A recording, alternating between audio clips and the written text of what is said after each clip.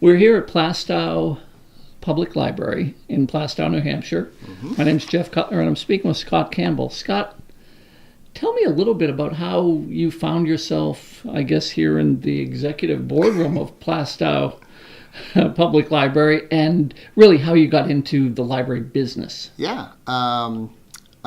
English major from UNH, and needed a work-study job to help for financial aid. And the off-campus, I owned a car, and the off-campus library paid $6 an hour for work-study students. And this was we won't mention. And the on-campus library and all those dining hall jobs and all those things were $4.50 an hour. So I said, I'm going to do the library. I always liked libraries. And so I started as a work-study student at the Exeter Library and the Portsmouth Library. And then I ended up working at the UNH Library for 3 years. Took a detour into the public sector, marketing and PR, market research for a couple different companies in Portsmouth, and then found myself back into libraries. So I've got a very circuitous route. I may be the only marketing guy / delivery driver / librarian you're ever going to meet. Yeah, but some of those life lessons probably apply to libraries. Absolutely. Because people need to know what's here. They need to make a connection with their community facilities, especially libraries where you can find so many resources for so many different things.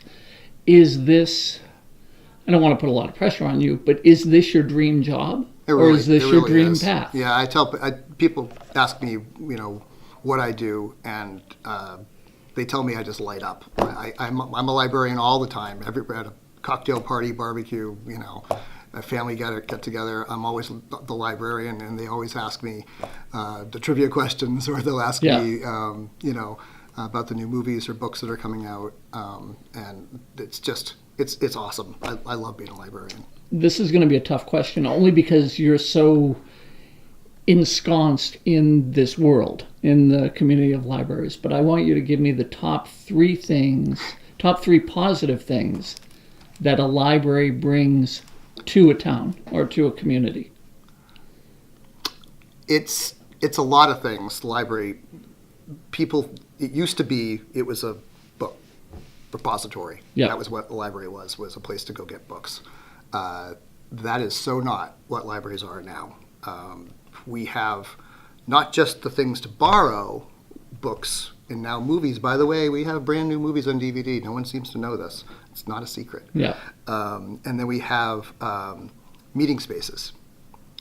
When I was building an addition to the library I used to run, people were like, well, what do we need a meeting room for? We got places to go. We got the cafeteria at the school. We got the town hall.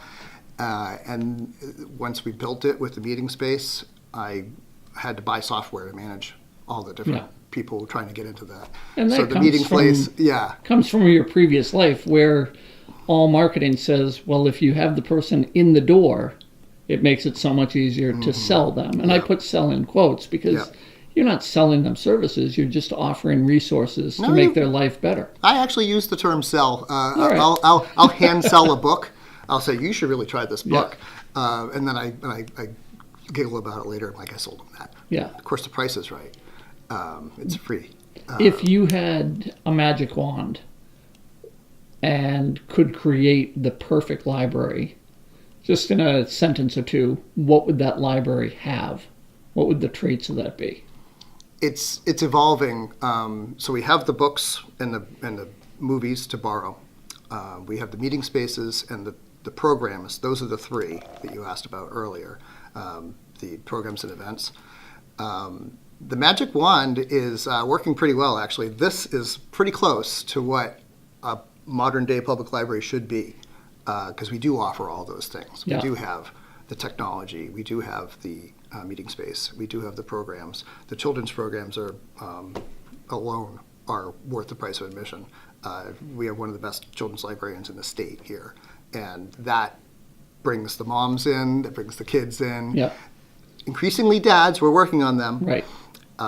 But no, the magic wand is, I don't need it. Do we need a little more funding? Probably. We could find ways to spend that money for sure. Sure. we're definitely, we're probably about 3% to 5% of the town's budget. Okay. Whereas the school system's about 70%. Right. And so my magic wand would probably be to move that number up a little bit for not just us, for every town. Yeah. That would probably be the key to where get people to understand that libraries aren't just for, retirees or toddlers. They're really for everybody.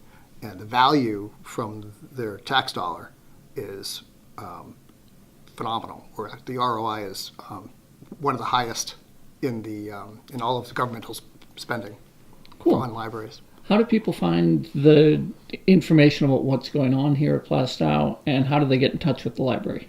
Oh, well, I have a prop. Okay. So we have a website. Cool. And I'm updating this constantly. Yep. And it's just plaistowlibrary.com with all this info on it. Yep. And we have a Facebook page that we're updating 2 or 3 times a day for 1,200 followers. Yeah, with different events and stuff like that. All kinds of events, new offerings. It's all there. We tweet. we are not on Instagram yet, but we're working on it. We have an email newsletter. We put posters all over the place. Word of mouth, actually, of course. So the call to action to people is go to the website. Start there, or just walk in. And then come visit. Or just walk in and start chatting with us. I think you'll find not only are we not a quiet, shushing library, but we're also a very friendly library. I think this staff is particularly friendly compared to a lot of other places you might go. So we don't bite.